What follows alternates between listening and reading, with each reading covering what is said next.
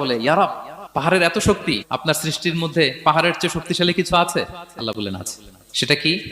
আল্লাহ বললেন সেটা লোহা, কারণ লোহা দিয়ে পাহাড় কাটা যায়, ঠিক কিনা? লোহার কথা শুনে ফেরেশতারা অবাক। ফেরেশতারা প্রশ্ন, তাহলে আপনার সৃষ্টির মধ্যে লোহার চেয়ে শক্তিশালী কিছু আছে? আল্লাহ বললেন আছে। কি সেটা? আন্নার, আগুন। কারণ আগুন লোহাকে কি করে? গলিয়ে ফেলে। ফেরেশতারা শুধু অবাকই হচ্ছে।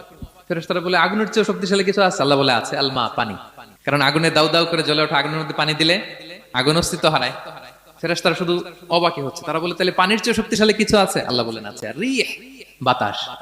কারণ বাতাস পানিকে একদিক থেকে আরেক দিকে নিয়ে যায়। জলের মধ্যে বায়ুর উচ্ছ্বাস লাগলে জলোচ্ছ্বাস তৈরি হয়, ঠিক কিনা? ফেরেশতারা আবার অবাক হয়ে বলে, তাহলে বাতাসের চেয়ে শক্তিশালী কিছু আছে? আল্লাহ বললেন আছে। সেটা কি? বলতেছে বনি আদম।